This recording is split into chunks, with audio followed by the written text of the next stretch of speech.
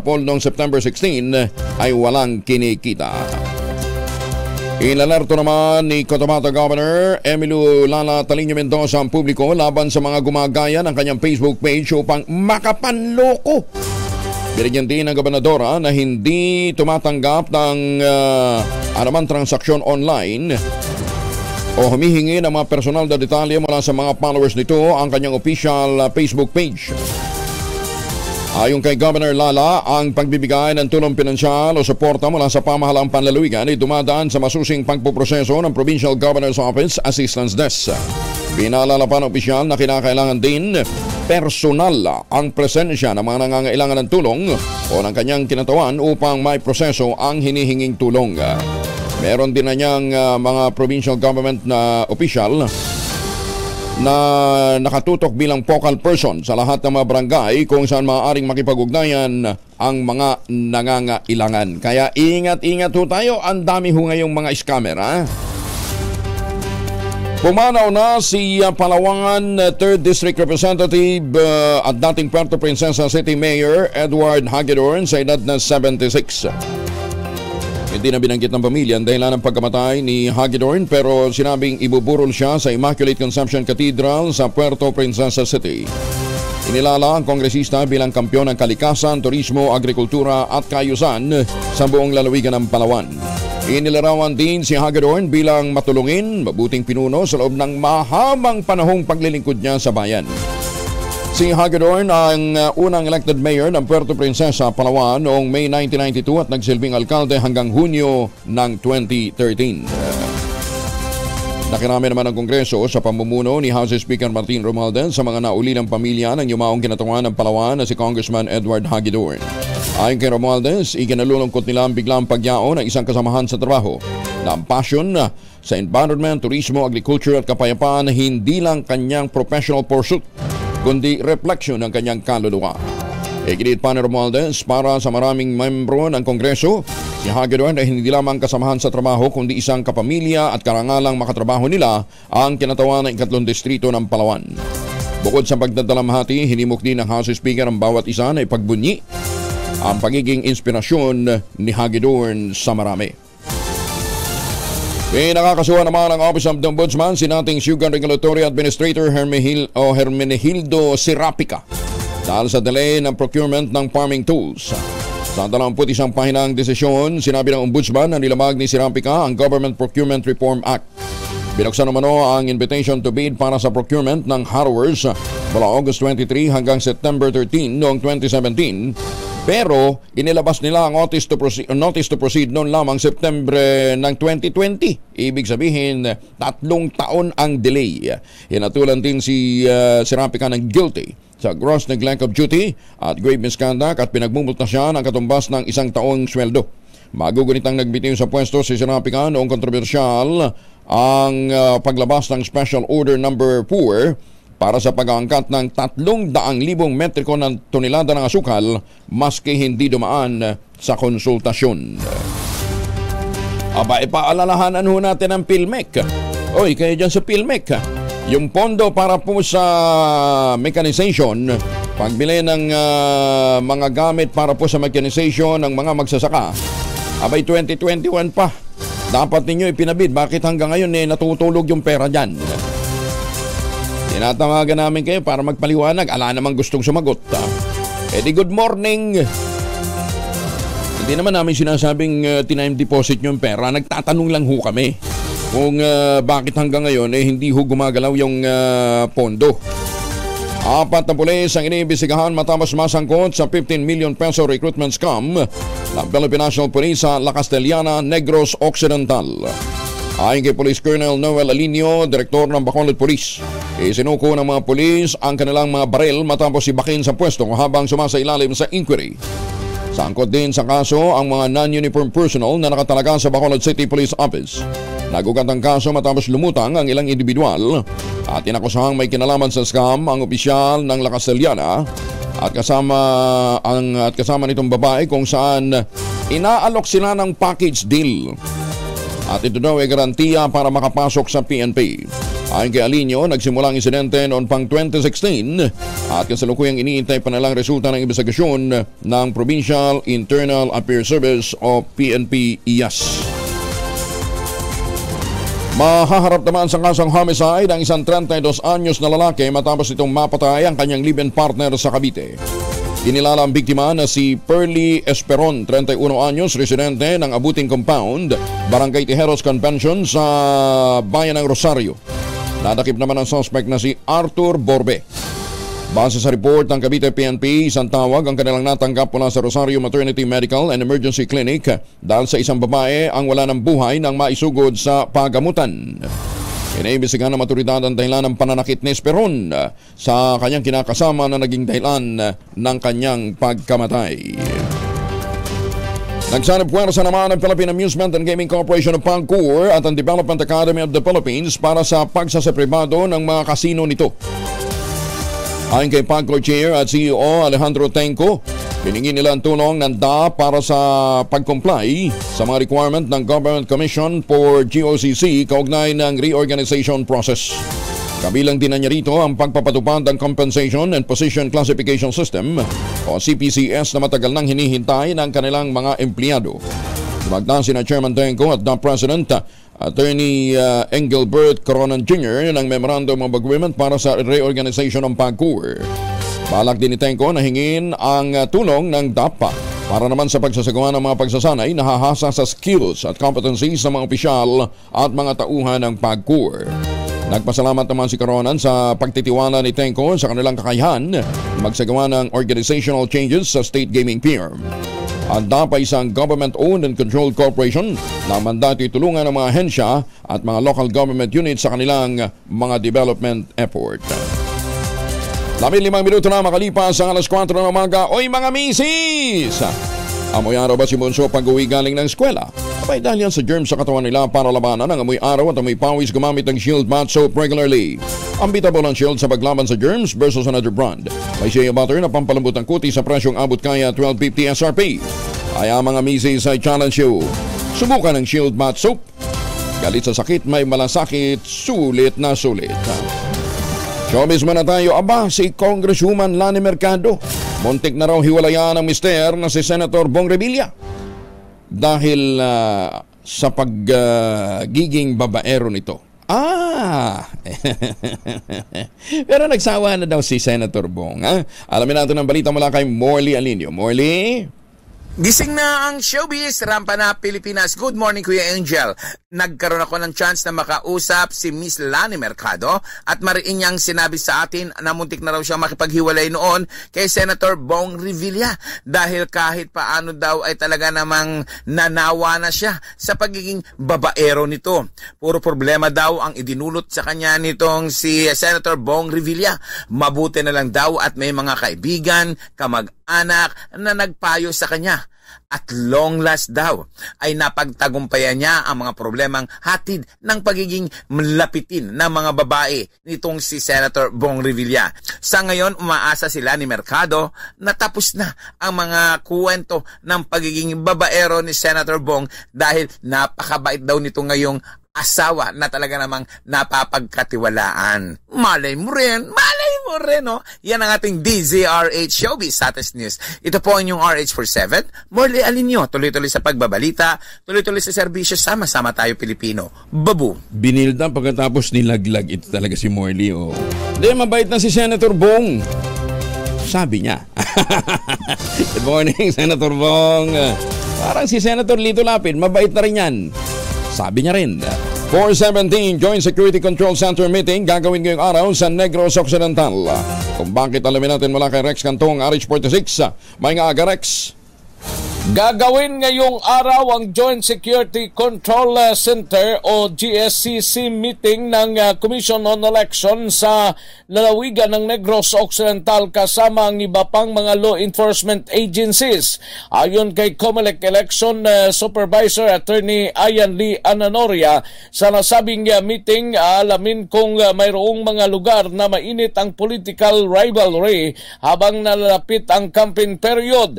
Dagdag pa ni Ananoria, NORIA. Maliban sa assessment at evaluation sa mga lugar na noon kasama sa election watch list areas, base na rin sa ipinabas ng Philippine Army at Kapulisan.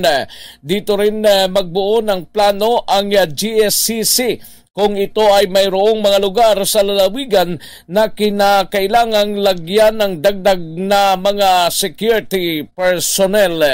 Mula sa Akson Radyo Bacolod, dito sa Rex Cantong, tuloy-tuloy sa pagbabalita, tuloy-tuloy sa serbisyo, sama-sama tayo Pilipino. Damong salamat, Rex. Samantala, pulis sa Calbayog City, nakabuntol naman ang estudyante, kinasuhan na. Detalye na balita mula kay Jimmy Angay-Angay, RH32. Maupay nga agad, Jimmy. Kasong reckless imprudence resulting in serious physical injury at damage to property sinampas sa isang pulis na nakabundol sa isang single motorsiklo na minamaniho ng isang estudyante sa siyudad ng Calbayog. Ito ang sinabi ni Police Regional Office 8 Regional Director Brigadier General Vincent Calanuga. Ang suspect na kilala kay Patrolman Ruel Christian Tuano, 27 anyos, presidente ng Barangay Talisay, Capaucan, Leyte na katalaga sa Calbayog City Police Station. Nagsimula ito ang kaso matapos pumasok sa isang one-way ang four wheels na sasakyan ng pulis at sinalpukan ng single motorsiklo sa Rojas Boulevard, corner Rama Street, Barangay East Awang, Calbayog City, kung saan ang biktima na kilala na si Joey Manuel Mau, 17 anyos, senior high school student ng Christ the King College, resident ng Magsaysay Extension, Purok City, Barangay Ravis, Calbayog City. Ang biktima na estudyante kritikal ang lagay sa ospital, samantalang suspect hawak ng Calbayog City PNP. Mula sa Action Radyo Tacloban, ito si RH32 Jimmy Angay-Angay. Tuloy-tuloy sa babalita, tuloy-tuloy sa serbisyo, sama-sama tayo Pilipino.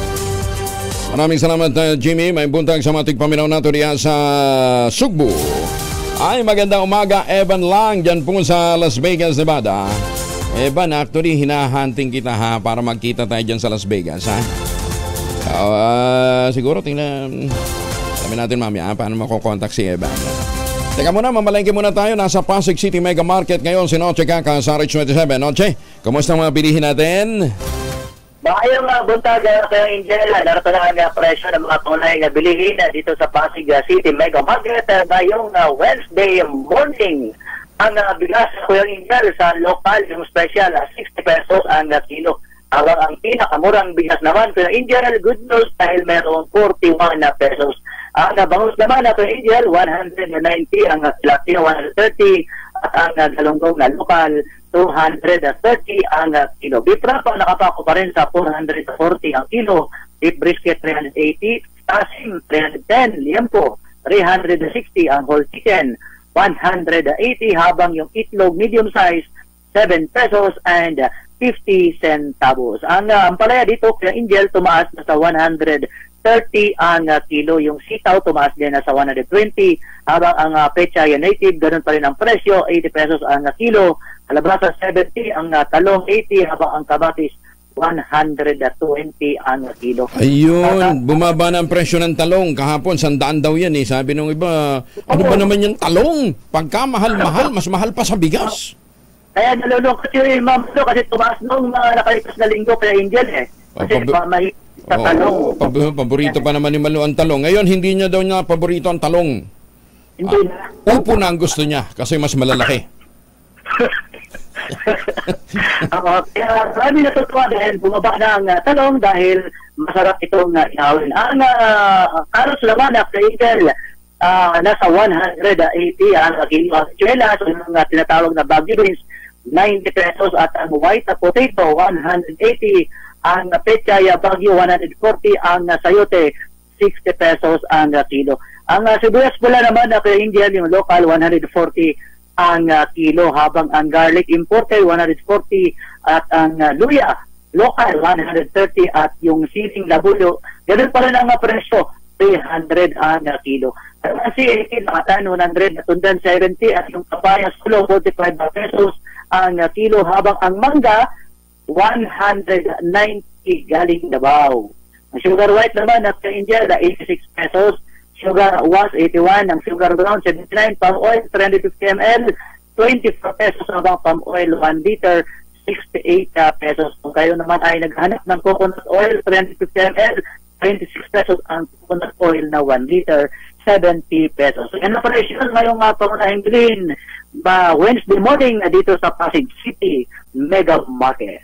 Wala sa kanilang sa Pilipinas, DCRH, ako sa tuloy sa pagbabalita, tuloy sa serbisyo, sama-sama tayo, Pilipino.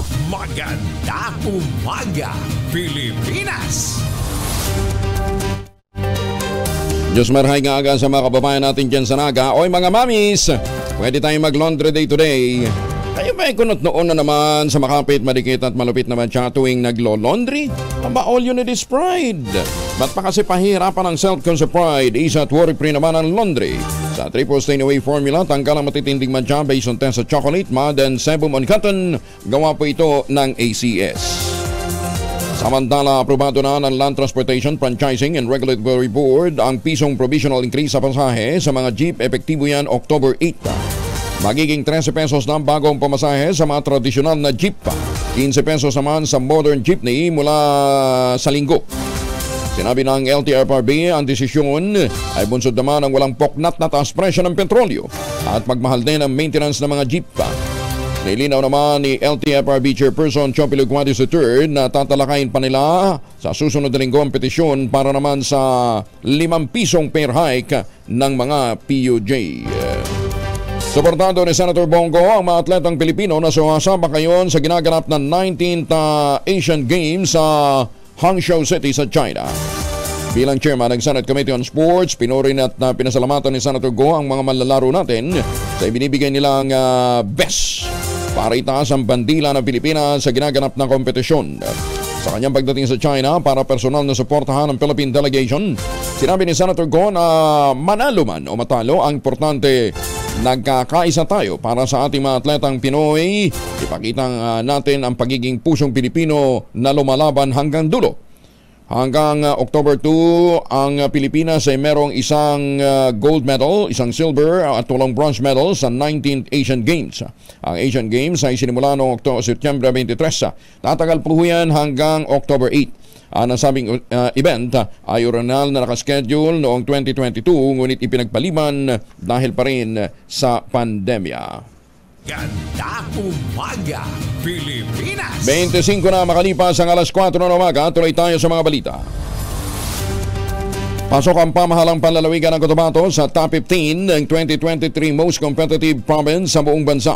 Sa liado ng provincial government ang pang-14 na pwesto sa isinagawang Cities and Municipalities Competitiveness Index awarding sa Manila Hotel sa Maynila. Ang CMCI ay taunang isinasagawa sa pangunguna ng Department of Trade and Industry kung saan ang batayan, economic dynamism, government efficiency, infrastructure, resiliency at innovation ng mga lokal na pamahalaan. Nakuha naman ang bayan ng Midsayap ang pang-4 na pwesto at pang-8 sa bayan ng Kabakan dahil sa mahusay at epektibong pagpapatupad ng mga programa at mga serbisyo publiko. Iginawa din sa Midsayap ang pang-2 pwesto dahil sa pagtangkilik nito sa innovation tungo sa makabago na mga paraan sa pagpapaunlad. Pang-7 naman ang Kabakan dahil sa pagpapakita nito ng kahandaan sa harap ng panganib ng kalamidad. Itinanghal din ang pang-6 na pwesto sa overall most competitive ang bayan ng Midsayap. Nagpaabot naman ang kanyang pagbati at pasasalamat si Governor Emilio Lala Taliño Mendoza sa panibagong karangalan na natanggap ng buong lalawigan. Resulta ito ng patuloy na pagsisikap at ng mga kuhanin ng pamahalaang panlalawigan at katuwang sabi ni Governor ang mga ahensya para mapabuti ang estado ng North Cotabato. Sinabi pa ni Governor Lala, ito ang dahilan kung bakit matagumpay na iaangat sa 14 na pwesto ang buong probinsya ng Cotabato mula pang 25 pwesto noong nakaraang taon. Transformation naman para sa military at PNP sa mga nalalabing membro ng MNLF. Nasakop po ng Bangsamoro Autonomous Region in Muslim Mindanao. Sinimula na sa Basilan. Detalye na balita mula kay Jun Miokutak, RH19. Assalamualaikum, Jun. Alaikum assalam, Kuyang Angel. 6 na pong MNLF combatants ang sasalang sa verification and profiling sa ginanap na opening ceremony ng MNLF Transformation Program sa Basilan, habang mayroong 499 na iba pang isa sa ilalim din sa kalintulad na proseso mula Oktobre 1 hanggang 5 ng taong kasalukuyan. Sila ang batch na hindi nasama o na-integrate sa military at PNP service noon na napapaloob sa 1996 Final Peace Agreement sa pagitan ng GPH at ng MNLF. Ang opening ceremony na ginanap sa Lamitan City, Basilan ay dinaluhan ni Presidential Advisor on Peace, Reconciliation and Unity Secretary Carlito Galvez Jr. Naroon din sina Minister former Cotabato City Mayor Muslimin G. Sema, Chairman of the MNLF Central Committee, Chairman Uto Salem, Chairman of the MNLF Management Committee, OPAPRO Presidential Assistant for Bangsamoro Transformation David Diciano, Presidential Assistant Cesar Riano, DSWD Undersecretary Alan Tanhusay and staff, at Basilan Governor Hajiman Hataman Saliman, at naroon din si Lamitan City Vice Mayor Roderick Forigay. Naroon din ang commander ng bagong tatag na Joint Task Force Orion na si Major General Ignatius Patrimonio at iba pang military officers and men under Westmincom led by Major General Steve Crespillo. Nabatid na maliban sa Basilan, gaganapin din ang profiling and verification para sa MNLF sa mga probinsya ng Lanao del Sur, Maguindanao del Norte, Maguindanao del Sur, Cotabato Province, Sarangani, Sultan Kudarat at Cotabato City. Mula sa kaununahan sa Pilipinas, GCRH, ako si RH19, June Di Makuta, tuloy-tuloy sa pagbabalita, tuloy-tuloy na serbisyo, sama-sama tayo Pilipino. Sukran June, maraming salamat. Motorcycle rider naman patay nang bumangga sa sinusundan nitong truck. Ano ba naman yan? Detalye na balita mula kay Freddy Fajardo mula sa Pangasinan. RH38, Masantos, Kabasan, Itzikiamin sa ating mga kababayan dyan po sa Pangasinan. Freddy. Hindi na umabot ng buhay sa paggamutan ng isang 24 anyos na binata matapos bumangga ang minamaneho nitong motorsiklo sa isang truck na kanyang sinusundan. Sa ulat ni Ordaneta City Chief of Police Lieutenant Colonel Lawrence Kate Calub, ang biktima ay kinilalang si Jonathan Fernandez, 24 anyos, Moldizer, binata at residente ng Barangay Dalonggi, Santa Barbara. Sa investigasyon, bandang alas 11:30 ng gabi, binabagtas ng truck na minamaneho ni Tomas Lopez Juan, 54 anyos, residente ng Barangay Poblacion, Ordaneta City, ang National Highway sa Barangay Pinmaludpod ng nasabing syudad, kung saan nasa likuran nitong motorsiklo nang biglang lumiko ang truck sa kanan papasok sa warehouse, kaya bumangga dito ang motorsiklo ni Fernandez na nagtamo ng malubhang sugat sa iba't ibang bahagi ng katawan na nadala pa sa pagamutan pero dineklarang dead on arrival na ng mga doktor. Ikinustudiya naman ng Ordaneta City PNP ang truck driver para sa kaukulang disposisyon. Mula sa Aksyon Radyo Pangasinan, ito si Freddy Fajardo, RH38, tuloy-tuloy sa pagbabalita, tuloy-tuloy sa serbisyo, sama-sama tayo Pilipino. Maraming salamat, Freddy. Ingat po tayo sa mga nagmamaneho sa mga lansangan, madalas ho ang mga daan, ha? Kaya lang kahit anong ingat mo, gaya doon, kasalanan ba naman ng truck kung sumundok sa likod niya yung nagmamaneho ng motor? Mechanical engineer na nagsa-sideline sa pagbebenta ng illegal drugs na huli sa bypass operation sa bayan ng Orion. Detalye na balita mula kay Danny Comilang, RH37. Danny, good morning. Naghihimas ngayon ng rehas na bakal sa loob ng kulungan ang isang mechanical engineer matapos masakote ito dahil sa pagbebenta ng illegal na droga sa Barangay Reformista, Limay Batan alas 10:10 ng gabi. Sa ulat ni Limay Chief Major Dennis Duran, ang suspect na naresto ng kanyang mga tauhan ay kinilala ito na si Mark Jeric Prado Gatdula, 30 anyos, binata, residente ng Orion, Bataan. Nagkasan ng bypass operation ang mga tauhan ni Major Dennis Duran sa suspect at nang magpositibo ay agad itong inaresto. Nakuha sa suspect ang tinataya nagkakalaga sa 6,800 piso na halaga ng shabu at nabawi din ang ginamit na mark money. Inamin ng suspect sa media na nagkatanggalan umano sa kumpanya na kanyang pinapasukan sa Maribeles, Bataan. Nakabilang umano siya sa nawalan ng trabaho kaya nag-sideline siya magbenta ng droga para kahit papano kumita. Matapos arestuin ang suspect, binasaan ito ng kanyang mga karapatan at sumailalim sa drug inventory. Saka dinala ito sa Limay PNP Station at sinampahan ito ng kasong paglabag sa RA 9165 Comprehensive Dangerous Drug Act. Mula sa kauna-unahan sa Pilipinas, DCRH, ito si Danny Comilang. Tuloy-tuloy sa pagbabalita, tuloy-tuloy sa serbisyo, sama-sama tayo Pilipino! Balita, bagong impormasyon, kasama si Kuya Angelo Palmones. Magandang umaga, Pilipinas! Mayakpaaba kay kayungan sa ating mga kababayan dyan po sa Pampanga. Magandang umaga din sa mga taga-Gasan, Marinduque. Ay, kumusta na ho yung mga taga-Sariaya, Quezon? At syempre magandang umaga din sa mga taga-Maasin, Sarangani at Asinggan, Pangasinan. Public hearing sa aumento sa sahod sa Bicol isinagawa sa Albay. Detalye ng balita mula sa radyo natin, pirak mula kay Ray Baton Jr. Ray, Diyos marahay nga aga. Isinagawa ng Regional Tripartite Wages and Productivity Board ang isang public hearing ng nakaraang Lunes hinggil sa aumento sa sweldo ng manggagawa sa Rayong Bicol. Dinulan ito ng mga manggagawa at may-ari ng mga negosyo mula sa iba't ibang lalawigan sa reyon, na kung saan representahan ng mga manggagawa, management sector, business owners, kabilang na ang mga nasa educational institution, agriculture sector, manufacturing at business sector sa Bicol. Sa nasabing public hearing ay hindi bababa sa 80 pesos na dagdag na sahod mula sa 365 pesos na minimum na sahod ang swestyon ng mga manggagawa, habang di naman lalagpas sa 30 piso ang swestyon na dagdag na sahod kada araw ng mga business owners. Samantala, 5,000 piso naman kada buwan ang mungkahing sweldo ng mga kasambahay sa lugar, ayon kay RTWB Chairman at Regional Director ng Department of Labor and Employment Bicol na si Maria Zenaida Angara Campita. Ay pagkatapos ng nangyaring public hearing ay binibigyan lamang ng 30 araw ang board para magpasa ng isang wage order sa National Wages and Productivity Commission. Ang komisyon ang siyang mag-aaproba sa maaaring ipatupad na dagdag na sahod sa riyon. Ang nasabing board ay kumpwesto ng Department of Labor and Employment bilang chairman, National Economic and Development Authority Bicol at ang Department of Trade and Industry Bicol, habang meron namang kinatawan na 2 mula sa management at 2 sa mga manggagawa. Mula sa kauna-unang radyo sa Pilipinas, DZRH, ito si Ray Baton Jr., tuloy-tuloy sa pagbabalita, tuloy-tuloy sa serbisyo, sama-sama tayo, Pilipino.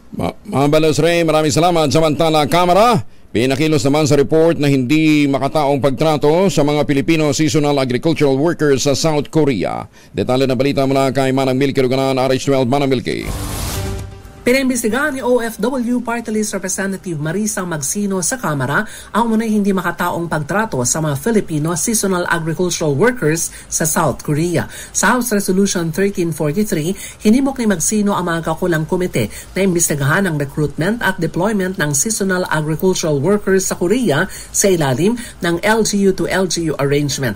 Ayon kay Magsino, marami siyang mga natatanggap na report tungkol sa mga hindi magandang working conditions at pagtrato sa ating mga manggagawa sa naturang bansa.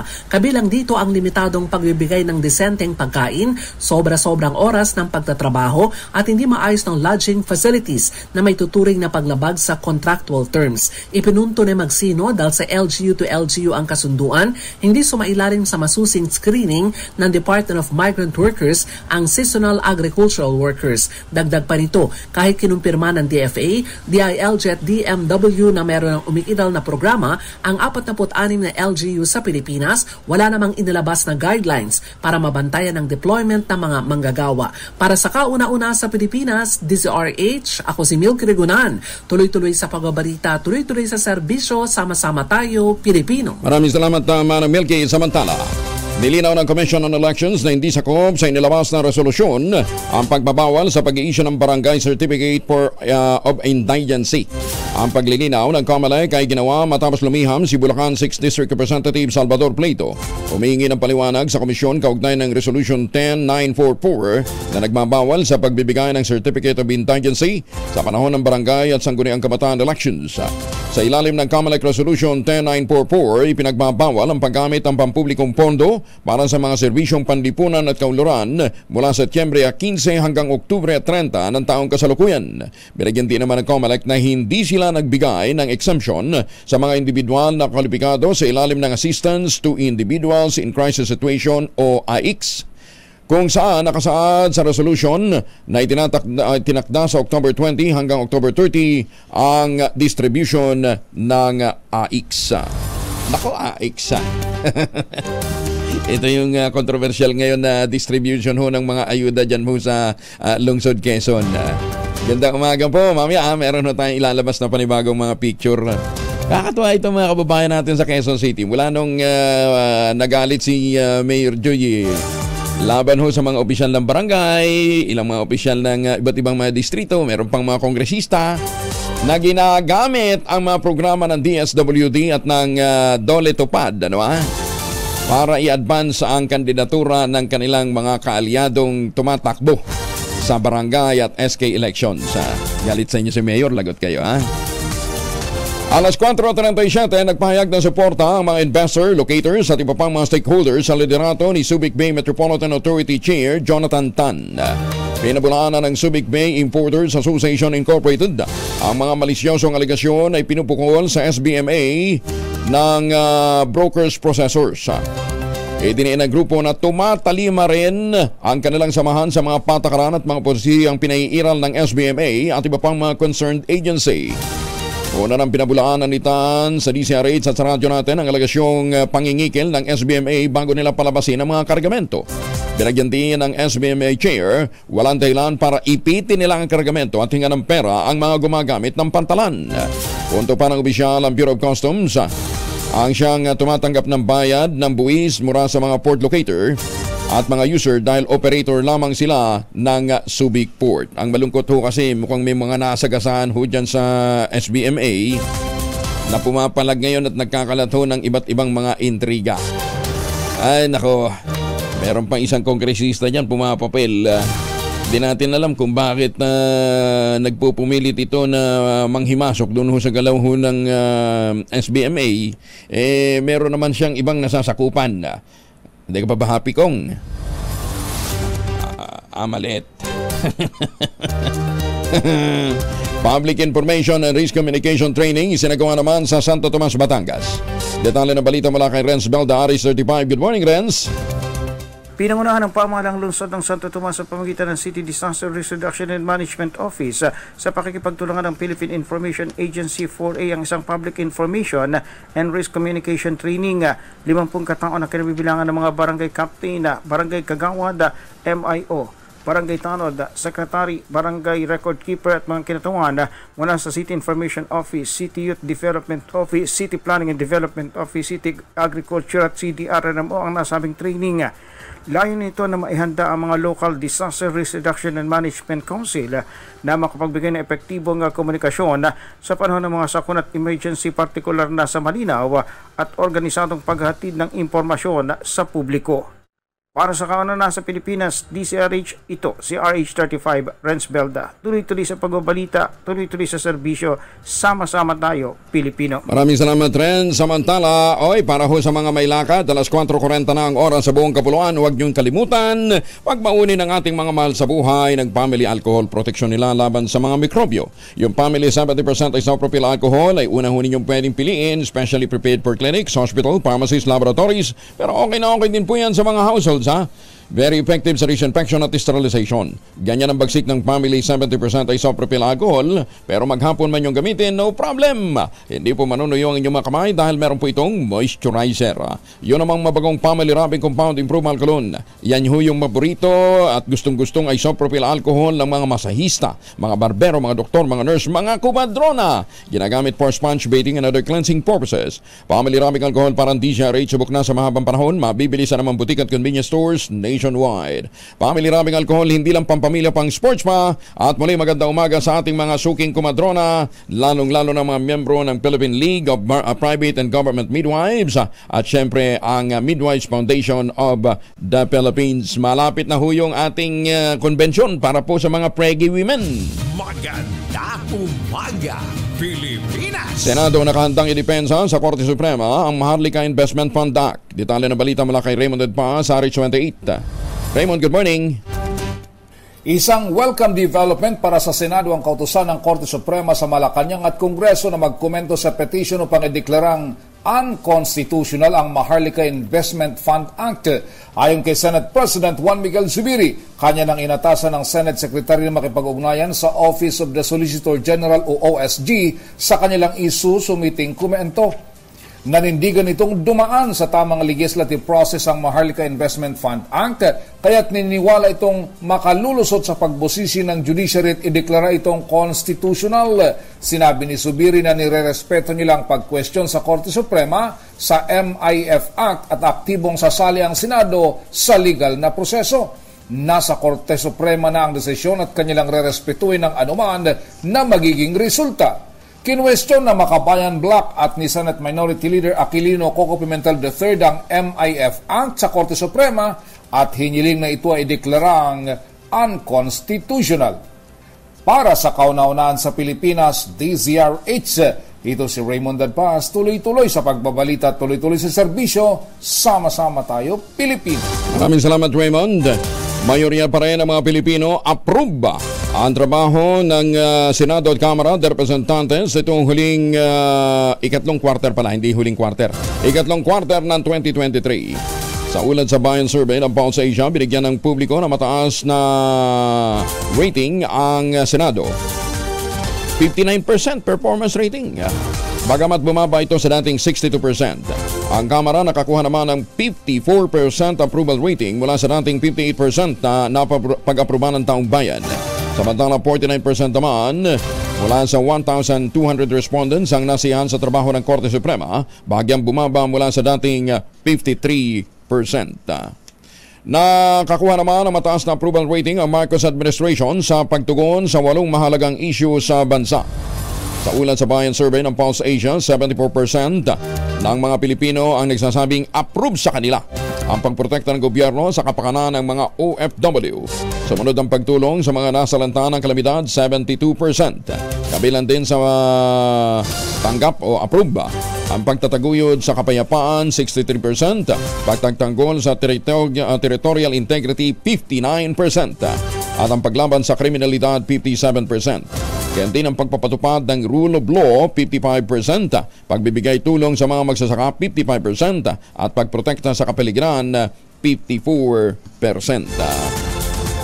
Baka hindi pa nakikita ng ating mga kababayan yung nangyayari dyan sa may bandang Zambales. Mamaya, balikan din ho natin yan.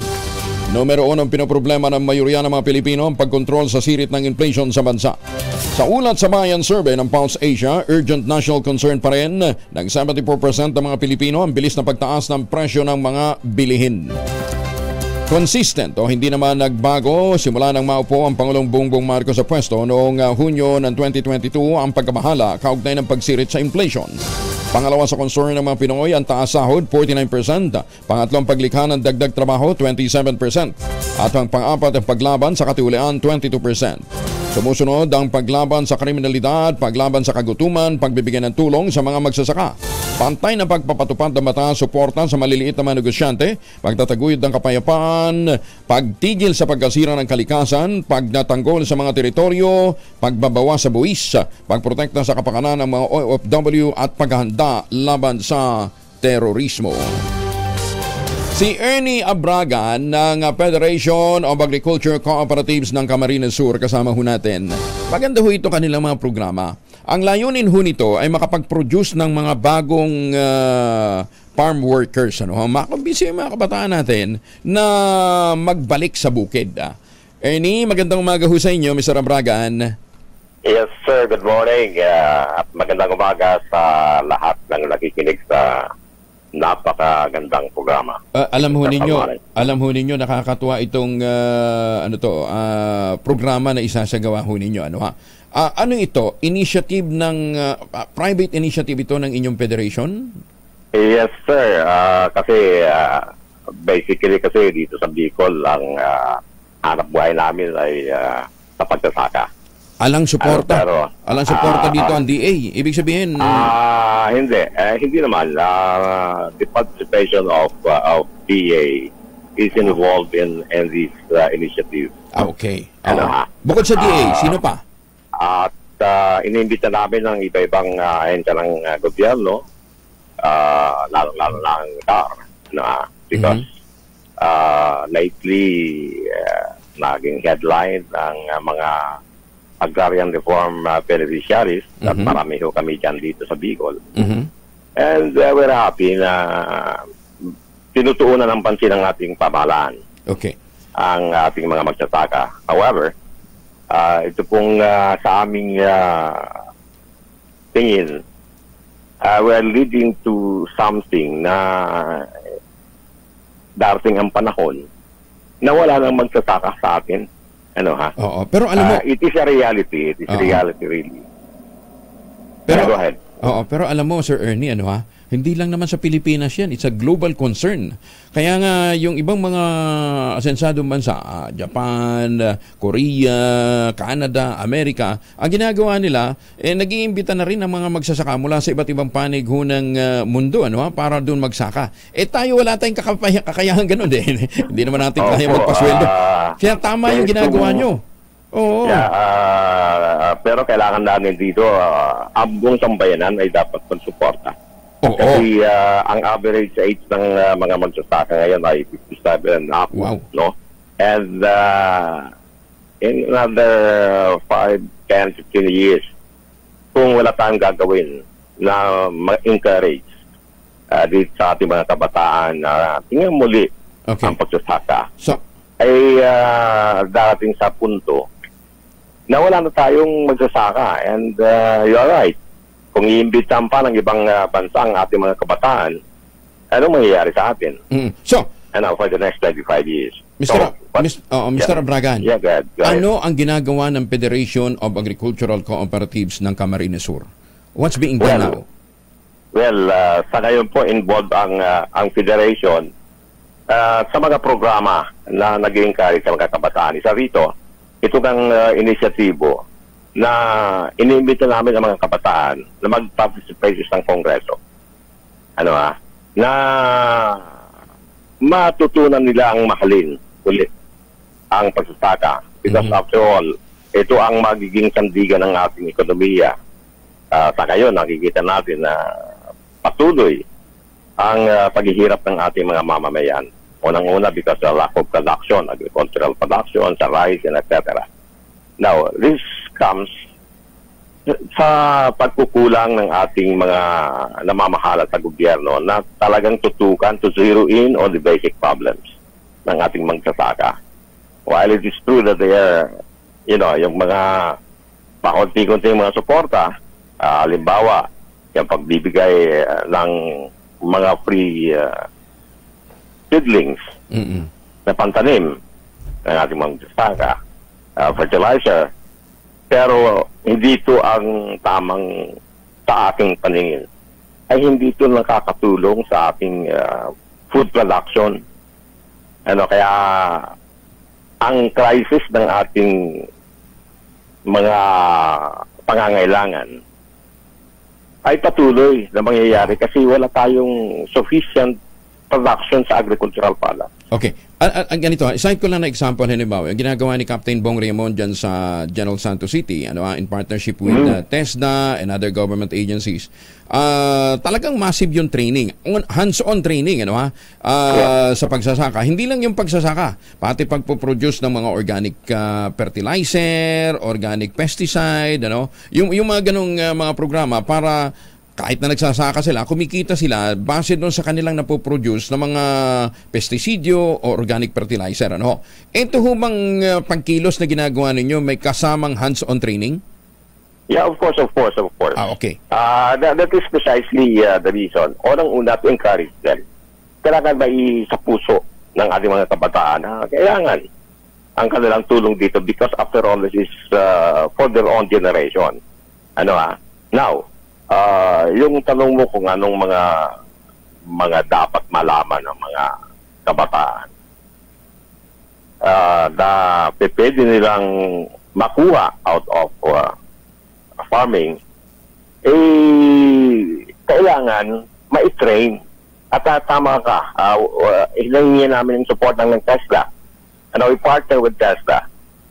We partner with DOST and the PhilMec, basically, and the Philippine Rice Institute.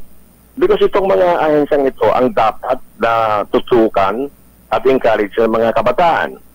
May kasalanan din tayo mga magulang sa ngayon, to be honest with you, na hindi na natin i-encourage ang ating mga kabataan to go back to farming. Why? walang pag-asa eh. Walang pag-asa sa farming sa ngayon. It would be better for us to let our children go to other countries. And that is encouragement that the young generation is having now. So, Ernie, not just to cut you, ang tanong ko nga ngayon ano yung hands-on program na gagawin ho natin? Ano ho yung mga nakalatag na mga programa na gusto ho ninyong iparating sa ating mga kabataan? Hindi lang siguro sa Bicol, because it can be replicated. Pwede naman ho itong gawin sa iba pang mga probinsya. Ano yung gusto nyong magawa nila? Ano yung hands-on training na nag-aabang para sa kanila? Should they join the movement? Yeah, unang-una, meron tayong mga model farms. Okay. And at least ang hands-on na pagtataka. Pangalawa, yung agripreneurship, no? Okay. Not only in farming per se, but in the development of other products out of their farms. And the marketing procedure, marketing procedure, ito ang pinaka-importante kasi add-on income doon sa may products na pwede mong makuha out of the basic commodities that you are planting.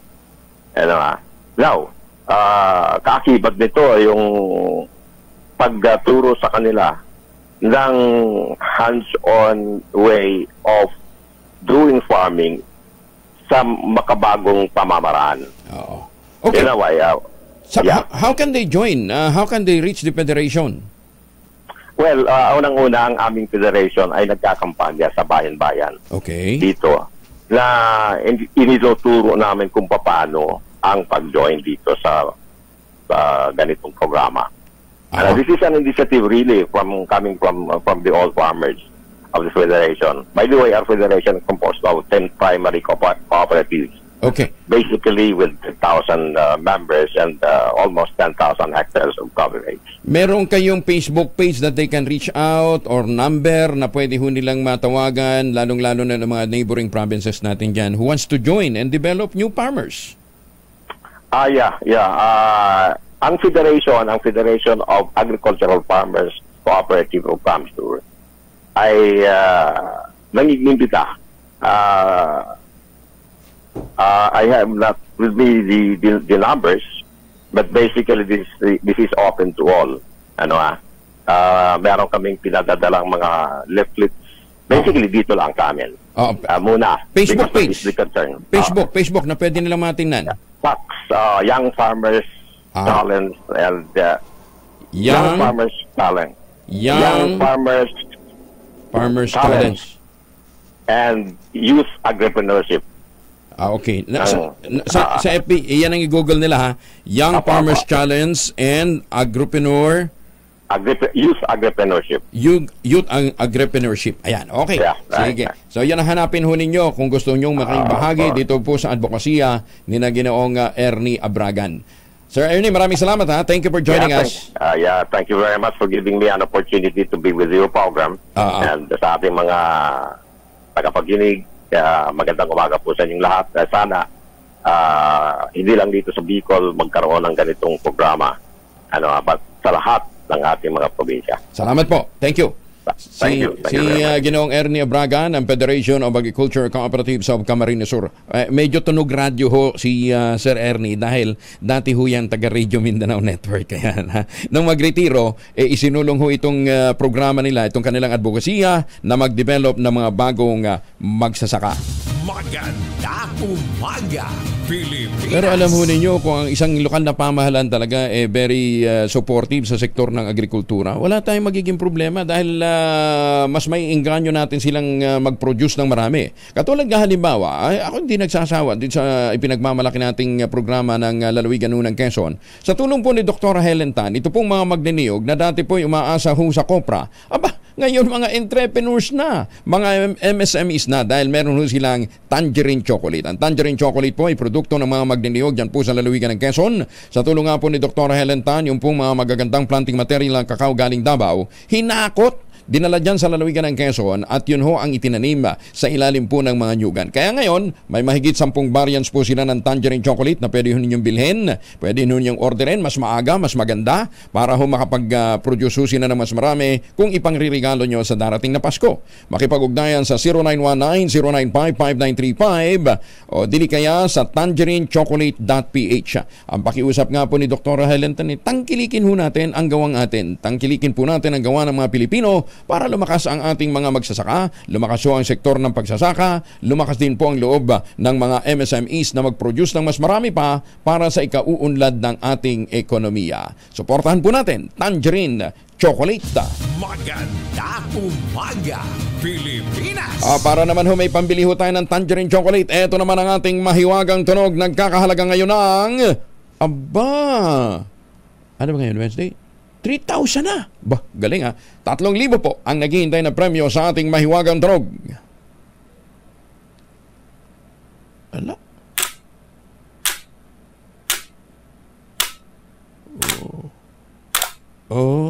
Parang naglalakad lang sa hagdan, ano ha? Pero hindi ho hagdan. Dalawang bagay po ang ating hinahanap.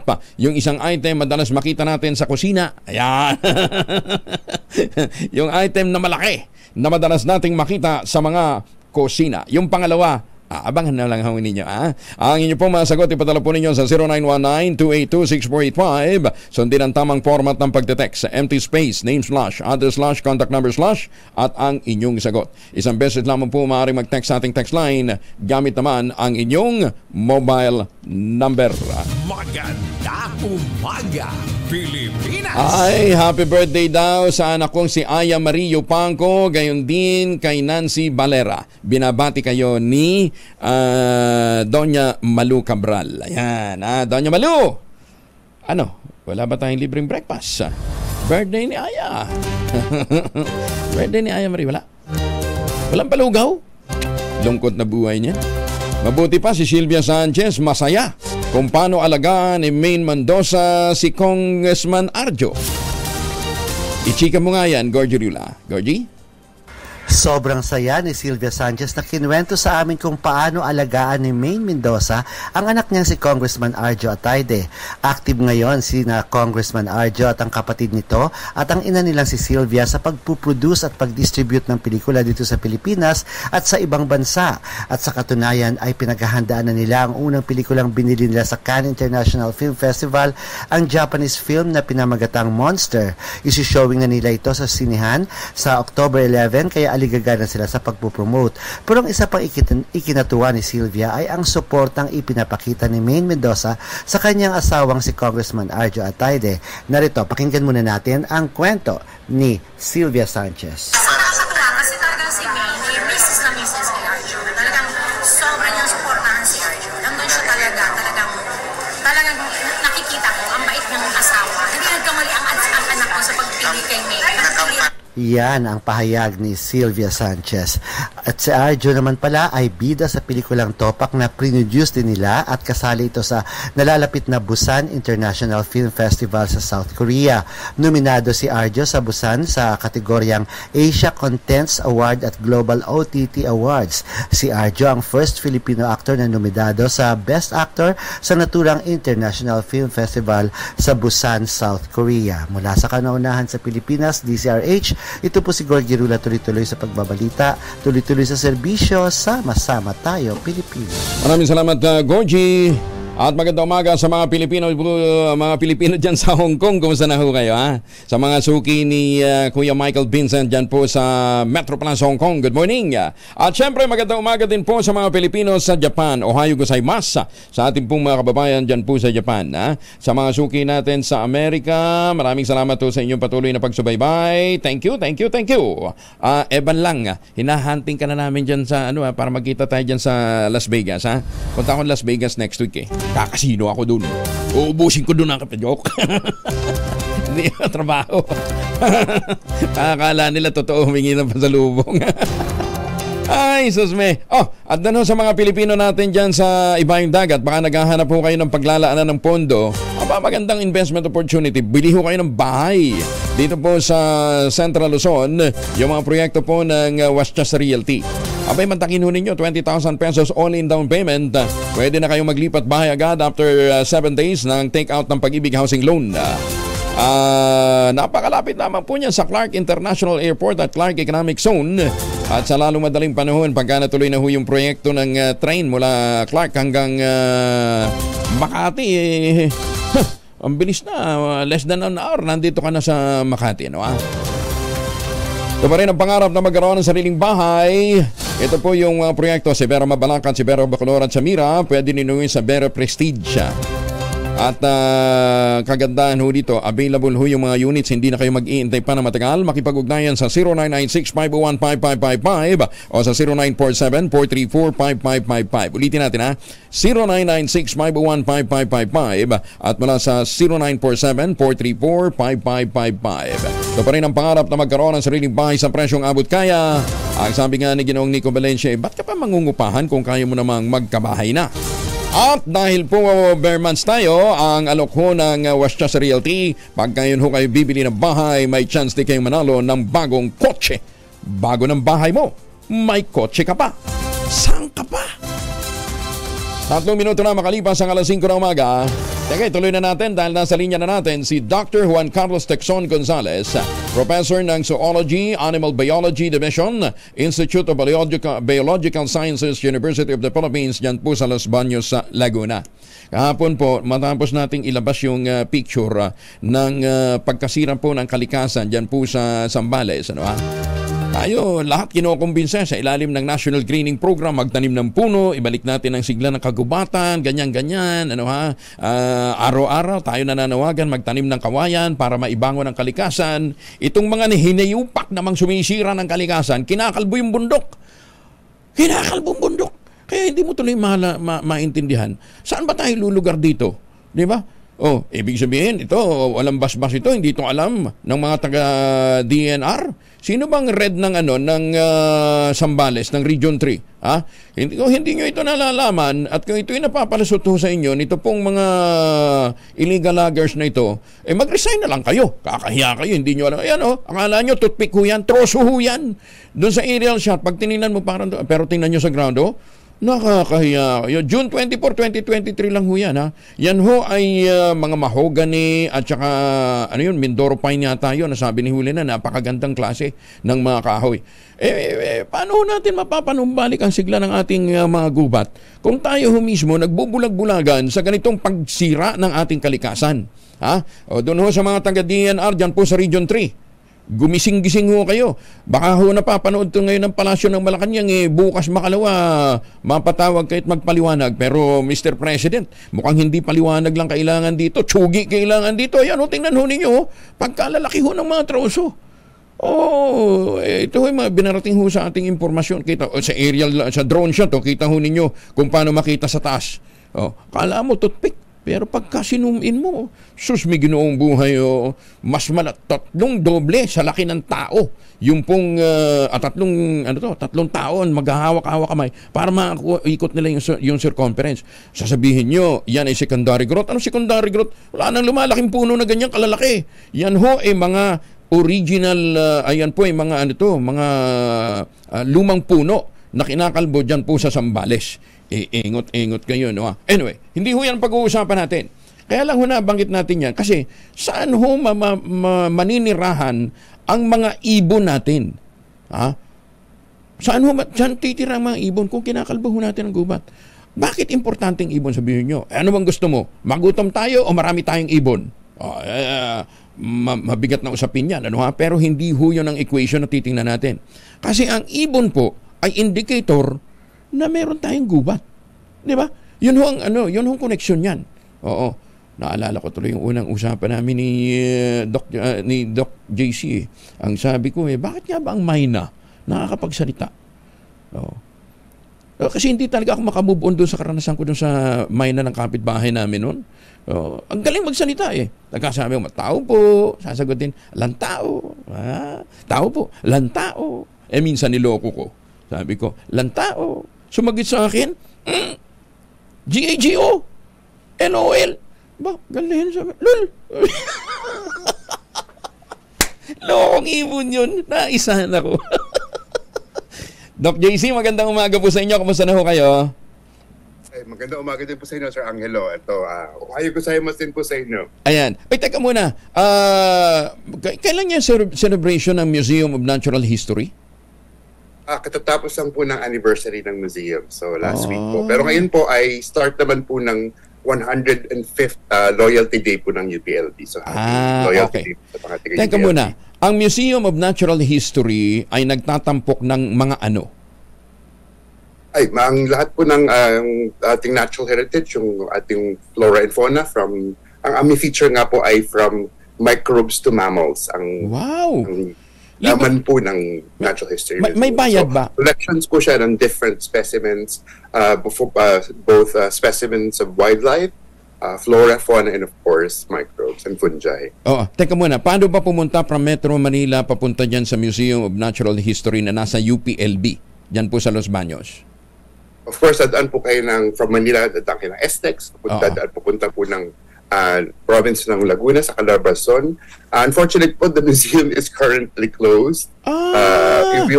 Punta na lang po kayo sa website ng museum, uplb.edu.ph po na website. Or sa Facebook po, pakicheck lang po kailan po mag-reopen ang Museum of Natural History in Los Baños because it's under renovation. However, the collections are still open for researchers to visit.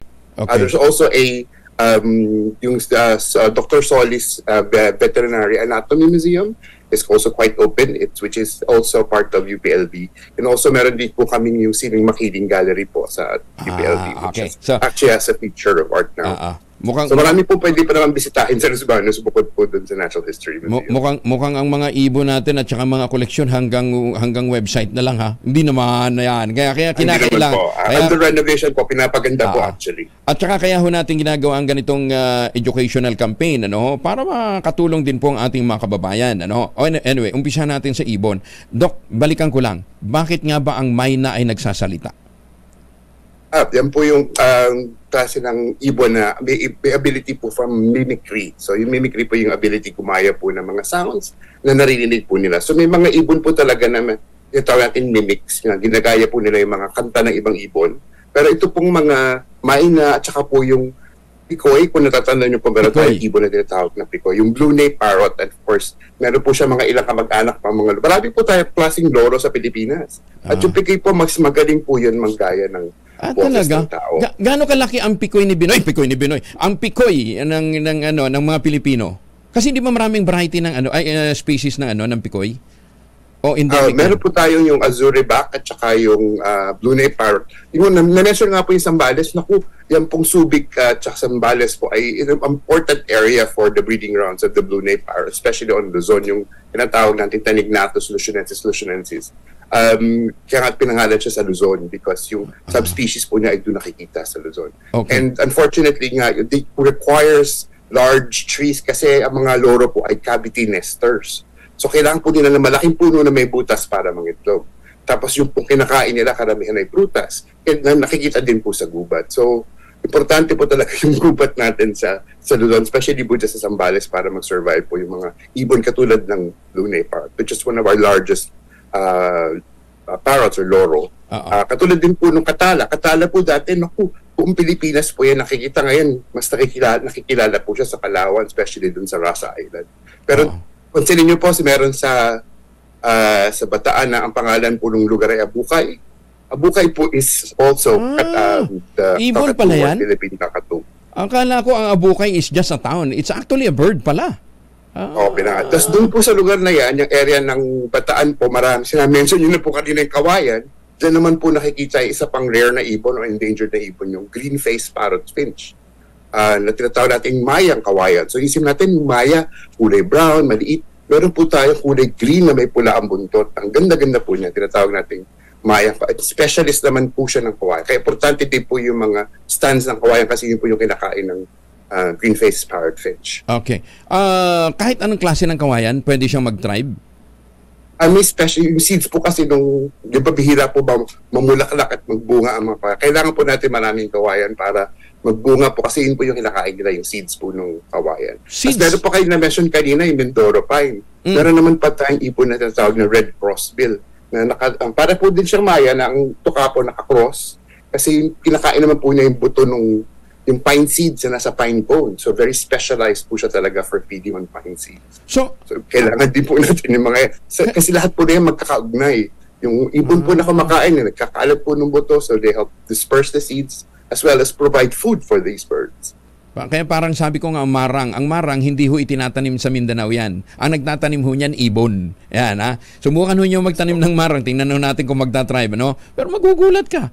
Ang dami doon sa mga gilid ng ibon, sa ibang mga bundok-bundok, di ba? May marang doon. Ang nagtatanim ho doon ay ibon, hindi ho tao. Tao lang ho nag-harvest, ano ha? Pagkatapos ibebenta ng pagkamahal-mahal pagdating ho sa mga malengke. Pero actually, ang nagtatanim ho doon, ibon. So, bahagi po yun ng ating ecosystem. Doc, sabi nyo kanina, ang kawayan namumulaklak? Namumunga?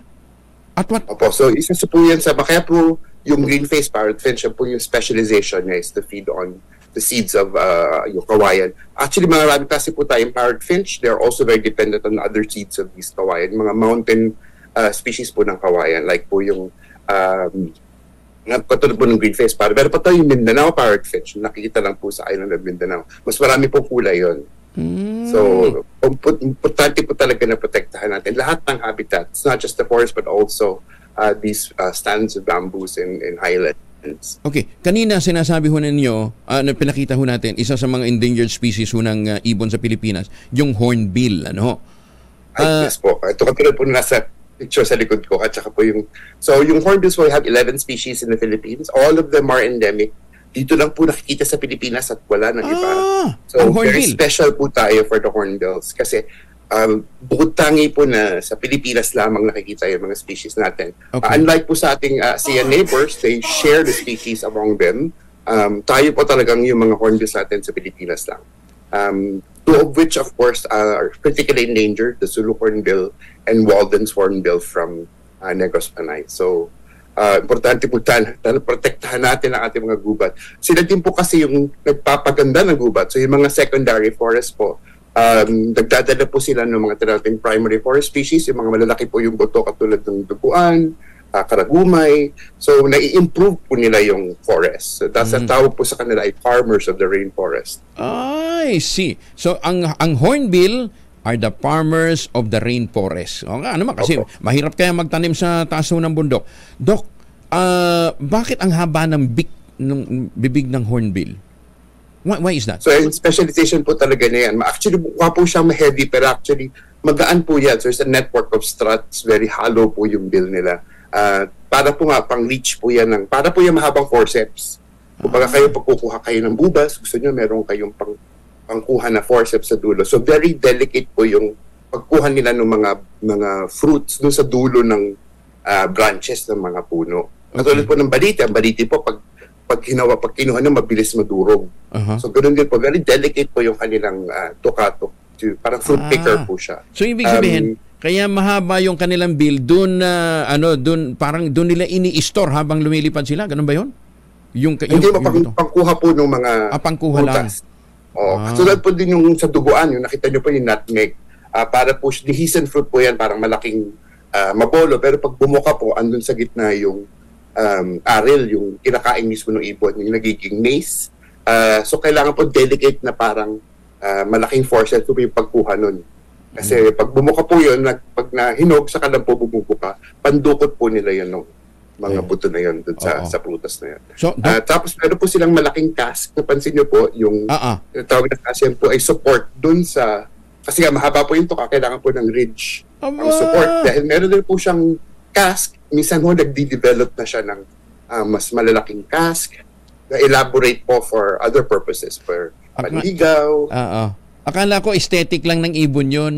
Hindi pala. Oh yes, kasama po yun sa pampaganda po nila. Pero meron din siyang purpose po of providing structure and rigidity to the long bill. Kasi nga naman, ang hirap doon kung halimbawa haba ng bill mo pagkatapos wala kang ganun sa ibabaw, no?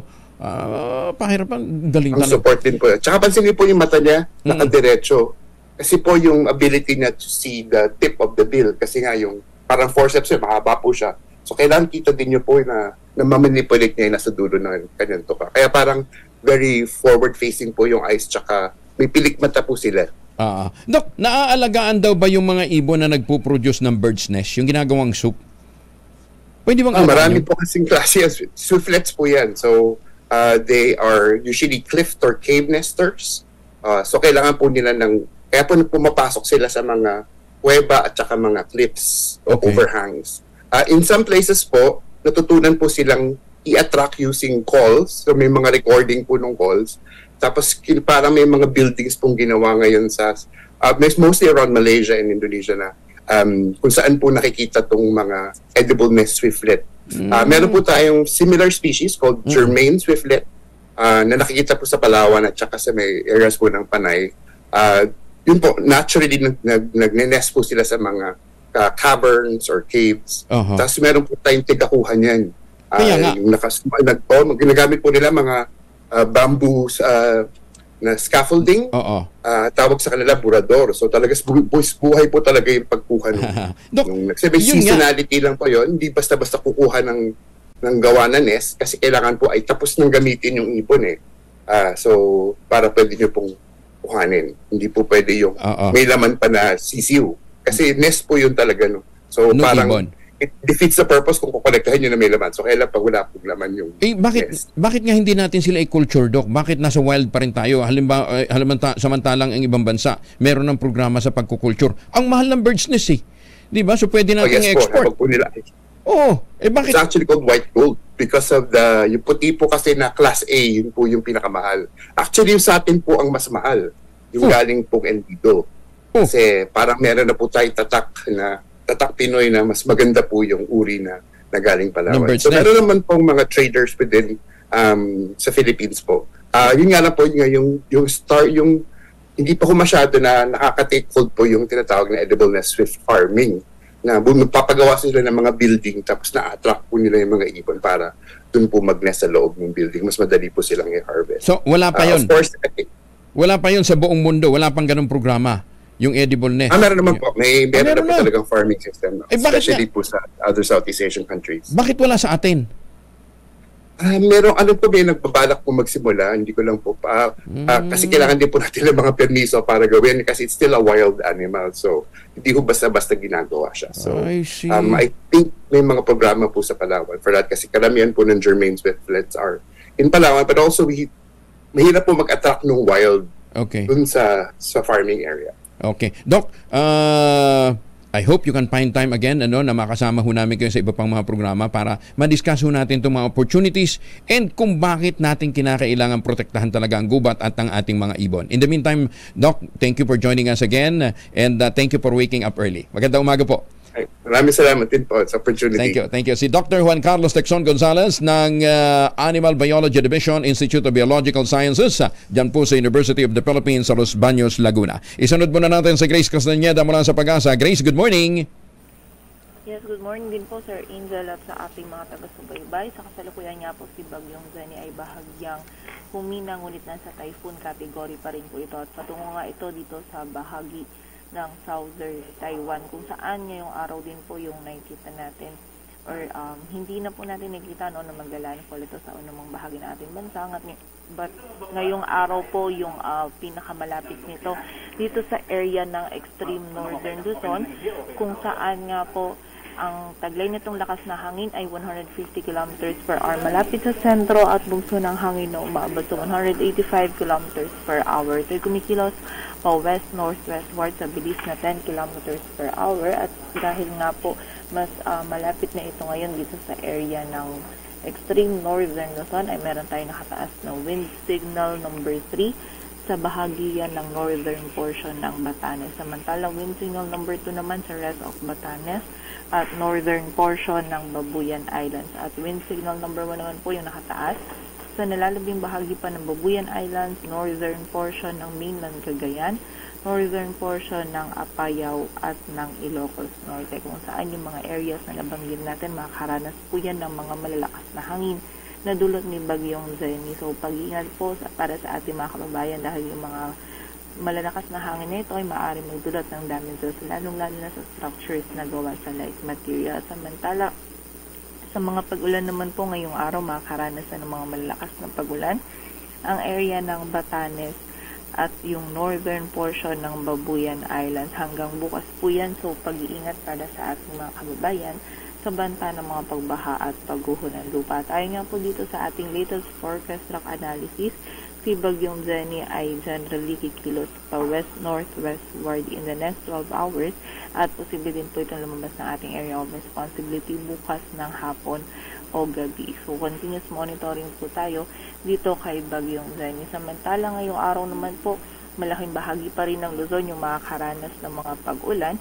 Partikular na nga yan dito sa may Batanes, Mabuyan Islands, mainland Cagayan, Isabela, Apayao, Kalinga, Abra at Ilocos Norte, kung saan malalakas na pag-ulan, maging mga malalakas na hangin po yung mararanasan ng mga kababayan natin dyan na dulot ni Bagyong Zenny. At yung nalalabing bahagi naman po ng Northern Luzon, meron ding mararanasan ng mga kalat-kalat na pag-ulan, dulot pa rin yan ng trough or extension ni Bagyong Zenny. Samantala, yung habagat naman po natin nakaapekto pa din dito sa may Central Luzon, Southern Luzon at Visayas, kung saan meron din tayong mararanasan ng mga malalakas na pag-ulan sa Zambales, Bataan, Occidental Mindoro, maging sa northern portion ng Palawan. At dito po sa Metro Manila, maging sa bahagi ng Calabarzon, rest of Central Luzon at Mimaropa ay magiging maulap din po yung ating kalangitan at meron tayong mga kalat-kalat na pag-ulan, pagkilat at pagkulog-dulot. Yan ang habagat. So kapag po tayo ay lalabas man, huwag natin kalilimutan yung mga pananggalang natin sa ulan. And also mag-ingat din po tayo sa banta ng mga pagbaha at pagguho ng lupa. Lalong-lalo na po sa area ng Northern Luzon, makipag-ugnayan din po tayo sa ating mga LGU para sa action na dapat na kailangan natin gawin para sa ating kaligtasan. Ma'am Grace, ano yung para may nakikita kaming cluster cloud formation din outside Ubar? Sa kasalukuyan po, wala po tayong iba pang minomonitor na sa mga But itong mga cloud clusters na po ito is continuous monitoring po tayo dito kung sakaling magkaroon ito ng circulation sa mga susunod na araw. Okay. Thank you. Maraming salamat, Ma'am Grace. Maraming salamat din po at mag-ingat po tayo. Si Grace Castañeda mula sa DOST Pag-asa. Alam mo ninyo, mahalagang napag-uusapan ho natin itong ganitong sama ng panahon para napaghahandaan natin. Alam mo naman ninyo, sabi nga ng ibang, lalong-lalo na sa mga politiko, pagka may calamity, may opportunity. Gandang umaga sa mga taga Quezon City. May hiya din pala yung isang kongresista dyan. Tingnan ho ninyo. Ito papakita ko. Nung isang araw, ang picture, yung papel, yung compound band, nasa ibabaw mismo, sa gilid. Kitang-kita yung pangalan ni Congressman Pans Prumaren. Ngayon may bago na. Wala na. Ayan, wala. Maliit na lang. Yun nandun sa may mismong ibabaw. Nakapold. Nilupi. Sensitive pala ito si Congressman Franz Moaren. At saka hindi na siya pumipicture. Hindi na siya namimigay. Ang namimigay na yung anak niya na. And, ano yan, Kong? Maaga mong tinitrain, tatakbong konsihal sa darating na eleksyon. Yan. Mayor Joy, mukhang talaga may naghahandang banggain ka. Pero at least sensitive, hindi na yung buo, nakapold na. Ano yan, pagkatapos paglagpas, saka itatayo ulit. Yan project ho yan ng DSWD, hindi ho pera ng kung sino ho man yan. Yan po ay pondo galing po sa gobyerno, galing po sa Department of Social Welfare and Development. Hindi po yan pera ng mga congressman, huwag ka naman akuin. Mahiya naman kayo ba? Maganda umaga, Pilipinas! Saan man ang lakad, magbaon ng proteksyon ng pamilya laban po sa mga mikrobyo. Dalawang formulation ng family alcohol na pwede nating pagpilian. Yung family 70% ay isopropyl alcohol, especially prepared for clinics, hospital, pharmacies, laboratories. Pero okay din po sa mga households. Very effective sa disinfection at sterilization. Ganyan ang bagsik ng family 70% ay isopropyl alcohol. Maghapon man yung gamitin, no problem. Hindi po manunuyo yung makamay dahil meron po itong moisturizer. Yun namang mabangong family rubbing compound improved alcohol. Yun yung mabangong isopropyl alcohol na ginagamit po ng mga masahista, mga barbero, mga doktor, mga nurse, mga kumadrona for sponge bathing and other cleansing purposes. Family rubbing alcohol parang DCRH sabok na sa mahabang panahon. Mabibili sa namang butik at convenience stores nationwide. Family rubbing alcohol, hindi lang pampamilya, pang sports pa. 26 na makalipas ang alas 5 ng umaga. This time check is brought to you by Ace.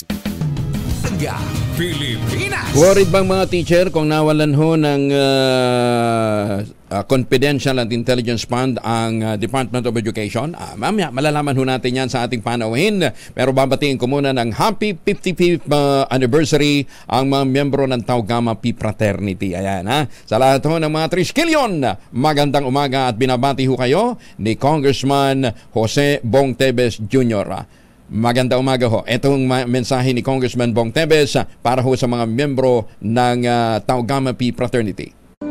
Ako po si Deputy Majority Leader Bong Hoson Tevez Jr.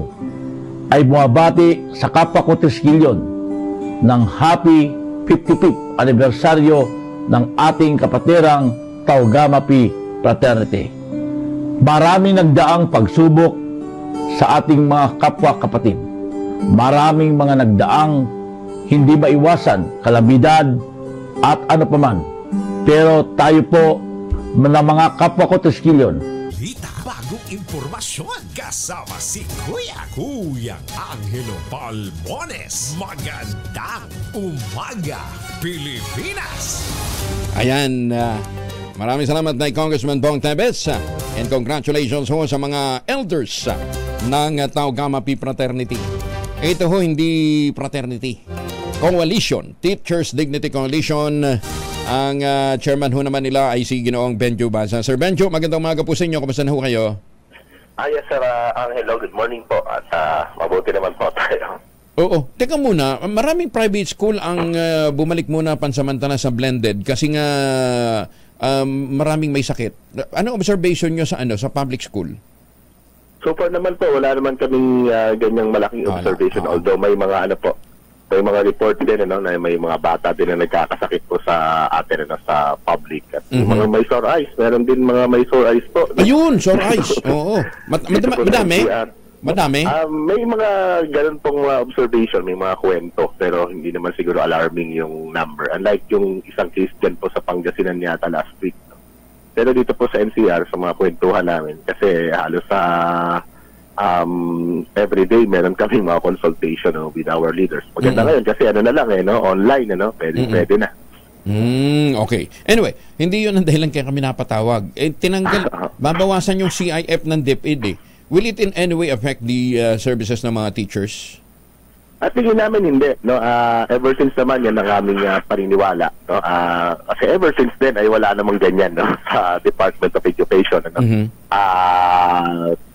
even sa OVP, mga nakalipas na panahon, wala naman din ganyan, good naman yung services, at hindi natin pwedeng equate ito doon sa pagbaba ng serbisyo kung sakasakali po na mawalan, mabawasan ng CIF ang Department of Education, ang amin yung paniwala, kung meron naman palang ganitong pondo, ilagay na natin doon sa pinaka-basic, kinakailangan po ng school system. Which is the number of classrooms? Well, yes.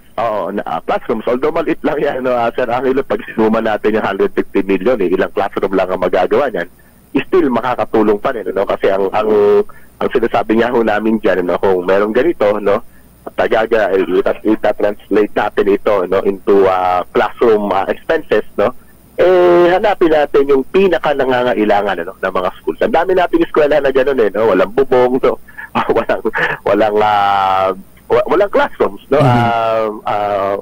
for that matter ay kailangan po na matulungan po yung mga schools po na ito. Bukas kasi magtatapos na ang month-long na observation natin ng Teachers Month. Nagsimula September 5, di ba? So magtatapos bukas October 5. Hindi.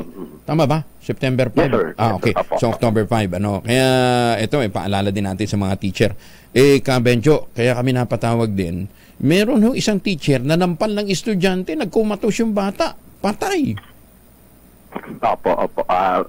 Sobrang nakakalungkot at nabalitaan po namin yan, talagang nakakalungkot. Well, we don't know po the circumstances po tungkol doon, at kami po ay nakikiramay din naman sa pamilya, pero dapat po makita natin ano yung mga nag-trigger, bakit po humantong sa ganun, at ganun ba kalakas talaga yung pagkakasampal, kasi reportedly ay nakapasok pa yung bata kinabukasan, nagkaroon yata ng internal bleeding, no, and opo, no.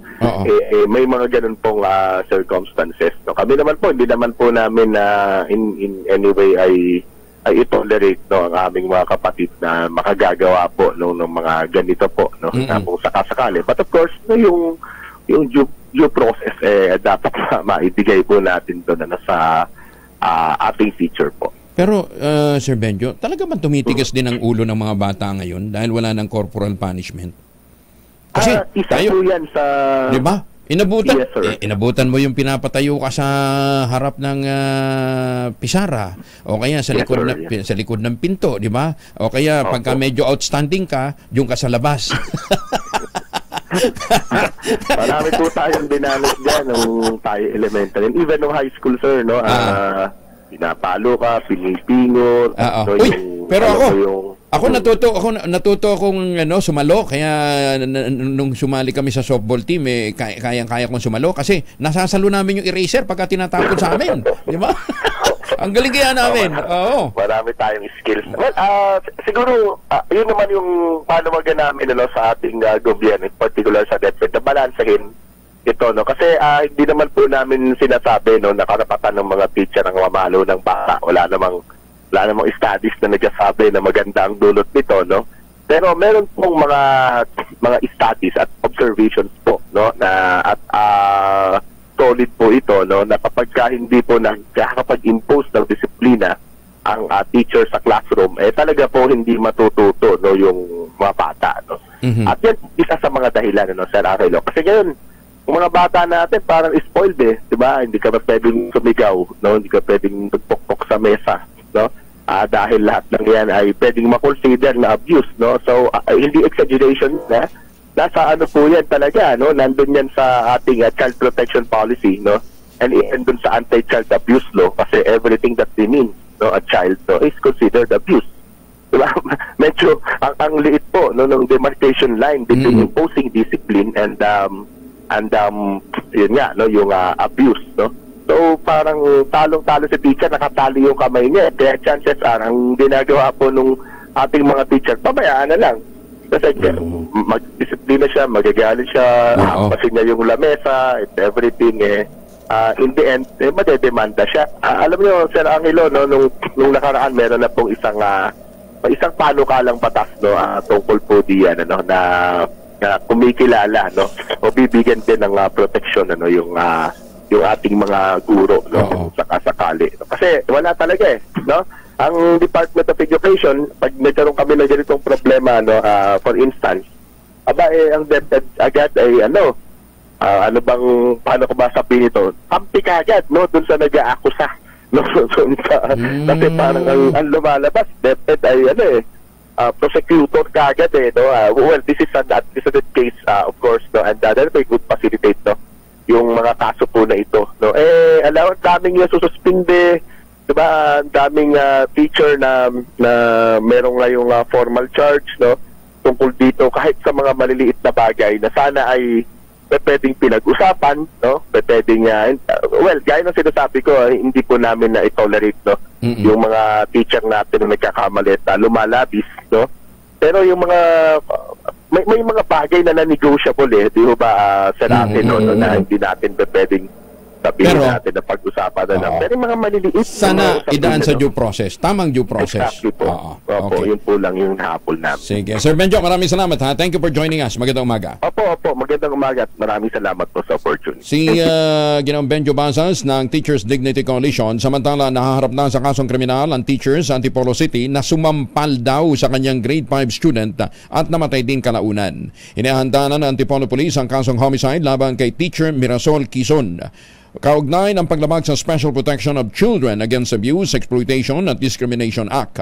Ayon sa Antipolo Police Chief na si Lieutenant Colonel Ryan Manongdo, hinihintay pa nila ang medical legal at resulta ng autopsiya sa labi ni Francis J. Gumikib. Nakomatose kasi ang 14 anyos na matay noong Lunes dahil sa umano'y brain hemorrhage.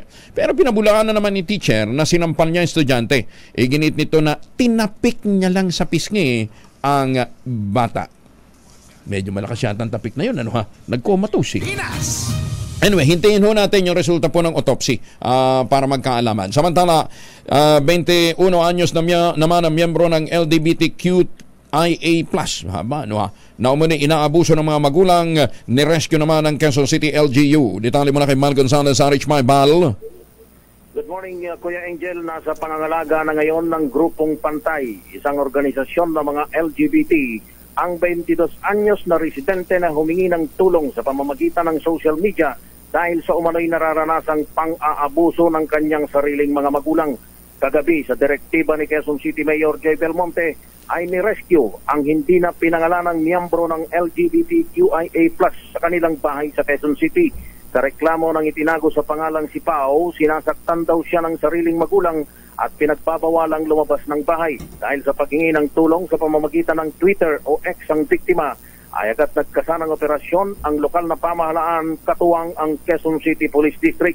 Sa official statement ng Quezon City Government, ititigil na ng QCPD ang investigasyon dahil ayaw na ring magsampa ng kaso laban sa kanyang mga magulang si Pao. Dahil dito ay nihikayat ng Quezon City Government ang sinumang biktima ng pananakot, pananakit o anumang uri ng karahasan na huwag matakot at magsumbong sa anumang paraan gaya ng social media.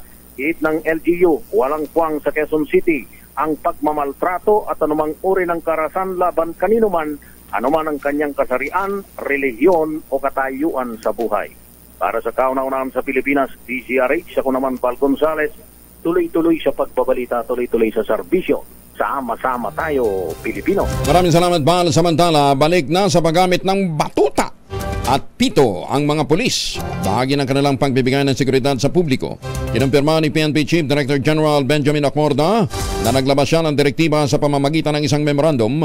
Sabi po ni General Acorda, magiging bahagi ito ng kanilang uniforme at dapat ay kasalukuyan itong naipatutupad na. Ginawa ni Acorda ang kautusan matapos ang naging rekomendasyon sa kanila ni Senator Ronald Bato de la Rosa sa Senate hearing kaugnay naman ang kaso ng pagkakapatay kay Jemboy Baltasar sa Nabotas. At sa mga estudyanteng magte-take ng exam at madalas una pupuyat, nagwo-worry sila, dumadami ang kanilang tigyawat. Alam ho ninyo, meron tayong solusyon dyan. Makakatulong, sabi po ng mga doktor, ang Ultabayo. Yung bang gusto mong mabawasan ang tigidig sa muka, at magkaroon uli ng glow. Iwasan natin ang kakulangan ng tulog. Maganda ho, mayroon tayong tinatawag na magandang gising kapag maganda ang tulog. Yan ho ito nakakatulong ho sa atin yung Ultabayo. Ang Ultabayo po ay kauna-unahang postbiotic food supplement ng Pilipinas. Ang postbiotic ho naman ay inaral ho ng mga Hapon, at inalam kung anong mabuting na idudulot ho nito. Ina-activate po lang yan ang immune system laban sa mga sakit at impeksyon at nakatutulong para magkaroon tayo ng magandang tulog. Ayan, rekomendado po ito ng Food and Drug Administration o rehistrado ng Food and Drug Administration at rekomendado ng mga doktor. Ayan. Available po ito sa Lazada, sa Shopee, TikTok. At para po sa mga concerns ho ninyo, kung may mga katanungan ho kayo, lalong-lalo na kung paano ito iti-take na maayos, mag-text ho kayo sa 0917-110-6580. Ulitin natin ang 0917-110-6580 para po sa karagdagang impormasyon. Sa panahon ng pagbabago, dahil sa pagbago ng panahon, stressful na buhay, kakulangan ng tulog, kaagapay natin ang kaagapay para magkaroon tayo ng magandang tulog, magkaroon ng magandang gising. Yan po ang Ultabayo. Available sa Joan's Pharmacy sa Zamboanga City at sa Pasmed Pharmacy naman sa San Pedro, Laguna. Oras sa buong Kapuluan, 44 makalipas ang alas 5 ng umaga. Magandang umaga, Pilipinas! Ang balitang ito ay hatid sa inyo ng... Take tayo sa mga balita. Oras sa buong Kapuluan, 48 makalipas ang alas 5. Antabayanan nyo, mamaya, saan nga ba mamimigay ng pera si Sherwin Alparo? Lalaking wanted sa kasong murder sa Samar, huli ng NPD sa Caloocan. Detalye mula kay Edwin Duque, Aris 23 Edwin. May buntag, Kuya Jel, na pasabay na ng District Special Operation Unit o DSOU ng Northern Police District. Itong lalaking wanted sa kasong frustrated murder sa Samar. Sa pamumuno nito si Police Lieutenant Colonel Robert Salis at chief ng DSOU. Ay sa opisyal, nahuli ang suspect na si alias MR sa bahagi nitong Kingstown 1 sa Sarare Road sa Barangay 171 Caloocan. Na mamasukan mo ito bilang truck helper sa barangay may Iba Rizal. Habang nagtatago para makaiwas sa kanyang kasong kinakasangkutan, nabatid ng suspect ay may warrant of arrest na sa sala ni Judge Nathaniel Baldon, ang acting presiding judge ng RTC Branch 5 sa Oras Eastern Samar para sa kasong premeditated murder. Mula pa rin sa Canada sa Pilipinas, di sa rin sa Jose Center 302 kayo tuloy-tuloy sa pagbabalita, tuloy-tuloy sa serbisyo. Sama-sama tayo, Pilipino. Maraming salamat, Edwin. Samantala, madadagdagan ang mga kwarto ng mga pasyente ng Veterans Memorial Medical Center sa Quezon City. Ito'y matapos ilarga na ang konstruksyon ng Magiting Veterans Wing sa pamamagitan ng 60 million pesos na tulong ng dalawang licensee ng Philippine Amusement and Gaming Corporation of PAGCOR. Pinasimulan ang Magiting Veterans Wing ng Philippine Military Academy Magiting Class of 1970 at pinontohan ito ng Bloomberry Cultural Foundation Incorporated at Newport World Resort Foundation Incorporated. Nagbigay ng dalawang foundation ng tig 30 million pesos matapos makakuha ng basbas mula sa PAGCOR. Ayon naman kay PAGCOR Chair at CEO Alejandro Tenco, inaprobahan ng ahensya ang ipinagkaloob na tulong ng dalawang Casino Foundation dahil sa magandang hadikain ito para makatulong sa mga veterano at iba pang mga kawal ng pamahalaan. Paraan din ito ng pagkilala ng PAGCOR sa hindi matatawarang sakripisyo ng mga veteranong Pilipino para sa bansa. Pilipinas at Lithuania, nagkasundong palakasin naman ang bilateral partnership. Detalye na balita mula kay Let Narciso, Irish 14. Let, good morning. Positibo ang Pilipinas at Lithuania na malayo pa ang mararating ng bilateral relations ng dalawang bansa. Sa pagpresenta ng credentials ni Lithuanian Ambassador Ricardas Lepavicius kay Pangulong Ferdinand Marcos Jr. sa Malacanang, sinabi nitong like-minded nations ang Pilipinas at Lithuania. Ayon kay Lepavicius, patunay rito ang pagtutulungan ng dalawang bansa sa panahon ng pandemya at sa pagtulong sa mga mamamayan ng Ukraine. Matatanda ang tumanggap ang Pilipinas ng higit 370,000 bivalent COVID-19 vaccines mula sa Lithuanian government.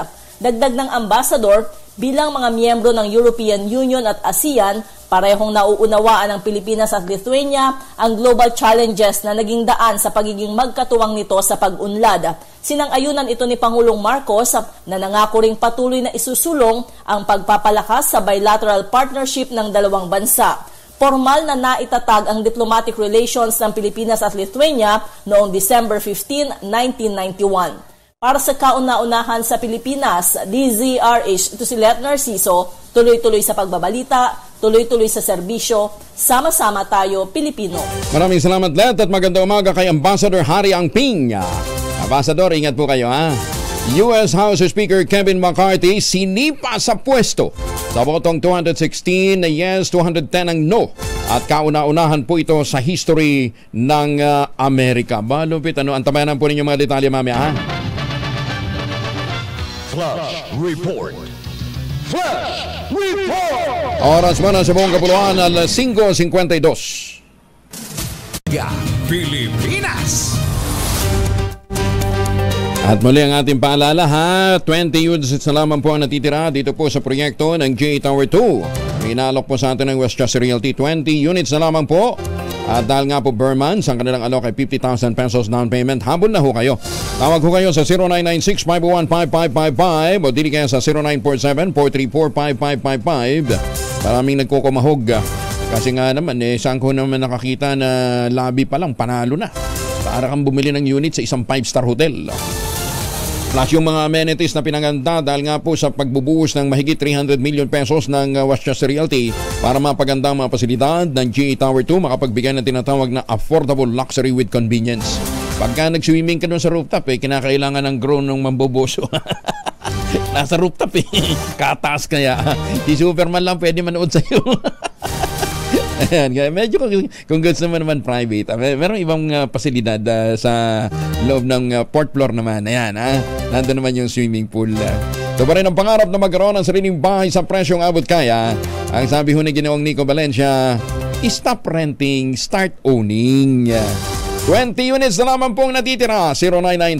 0996-501-5555 at 0947-434-5555. 7 individual na dumagit sa mga nagkalat na case ng beer sa na-aksidente ng truck sa Ortigas. Aba, inaresto? Bakit? Ignal Parosa, RH52. Good pa rin, Kuya Angel, arestado ang 7 residente ng Cainta, Rizal na dumagit na mga case ng beer matapos maaksidente ang isang truck ng serbesa sa bahagi ng Ortigas Extension kagabi. Galit na ipinahanting ni Mayor Kit Nieto ang mga suspect na nagkanya-kanyang hakot ng beer matapos magkalat ang mga ito sa bahagi ng junction kahapon ng hapon. Sa kanyang Facebook post, binigyan pagkain ni Nieto yung mga naispatang nagnakaw muna ng mga serbesa para sumuko at isauli ang kanilang dinekwat na produkto hanggang alas 7:30 kagabi. Pero matapos ang takdang palugit, pinawarrantless arrest na ng alkalde ang mga hindi na pinangalanan ng kolokoy.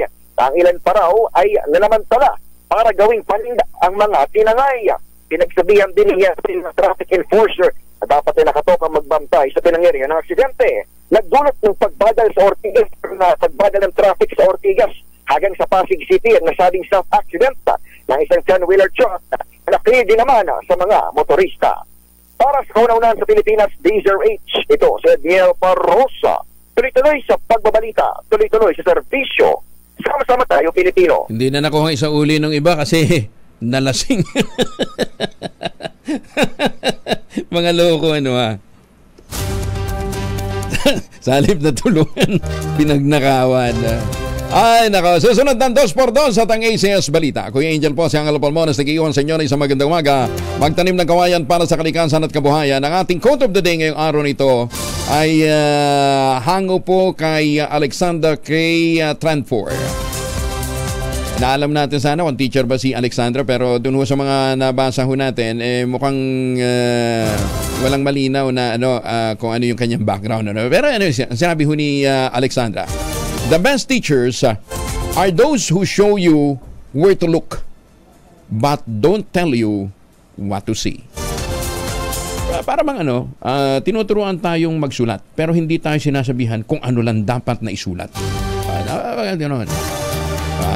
We are taught of what to look or where to look pero hindi sinabi sa atin kung ano inyong dapat na tingnan. Sa lahat ng mga teacher na nakikinig ngayon, magandang umaga. Maraming salamat sa inyong paggabay sa amin para kami po'y maging mabuting mga mamamayan. Mabuhay ang atin pong mga guro.